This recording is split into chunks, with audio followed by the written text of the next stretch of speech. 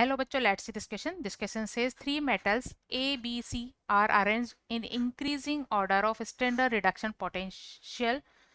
Hence, their chemical reactivity order will be.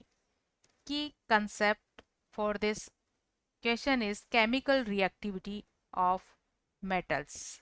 Chemical reactivity of metals. Key concept for this question is chemical reactivity of metals. Metals को metals क्यों कहा जाता है? क्योंकि metals easily electron lose कर सकती है और ये इलेक्ट्रॉन्स लूज करके अपनी रिएक्टिविटी को शो करती है। तो कोई मेटल जितना इजीली इलेक्ट्रॉन लूज करेगी उसकी रिएक्टिविटी उतनी ही ज़्यादा। और जब कोई एलिमेंट इलेक्ट्रॉन लूज करता है तो उसका क्या होता है? ऑक्सीडेशन। इट मीन्स उनका ऑक्सीडेशन पोटेंशियल क्या होता है? हाई। तो रिडक्शन पोटेंशियल क्या होना चाहिए? लो। So chemical reactivity of metals means, इसका मतलब होता है टू लूज इलेक्ट्रॉन्स इजीली। क्या करेंगी? वो इजीली इलेक्ट्रॉन्स को लूज करेंगी। So they lose electrons easily. So there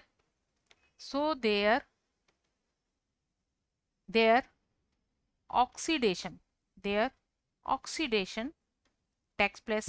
वहां क्या होगा? ऑक्सीडेशन होगा। सो ऑक्सीडेशन से रिलेटेड इलेक्ट्रोड पोटेंशियल को कहेंगे हम oxidation reduction potential.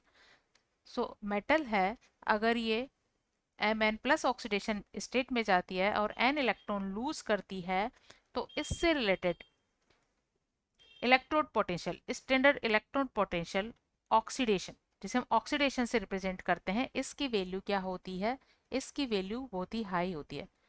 Value is very high. इसके ऑक्सीडेशन पोटेंशियल की वैल्यू क्या होती है? बहुत ही हाई होती है। तो हम सिंपली इसको कनेक्ट कर सकते हैं reactivity as the high value of E naught oxidation, reactivity will be greater.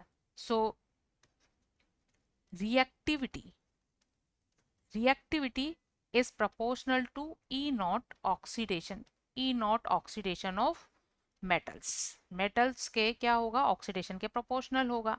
अब किसी मेटल की E नॉट ऑक्सीडेशन जितनी ज्यादा होगी, E नॉट रिडक्शन उतनी ही कम होगी।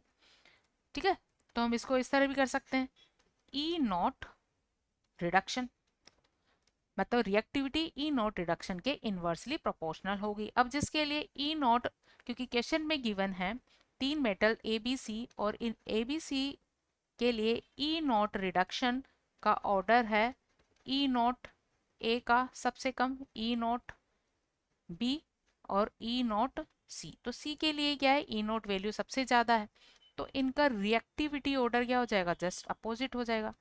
रिएक्टिविटी ऑर्डर हो जाएगा ए की सबसे ज्यादा होगी, बी की उससे कम और सी की सबसे कम।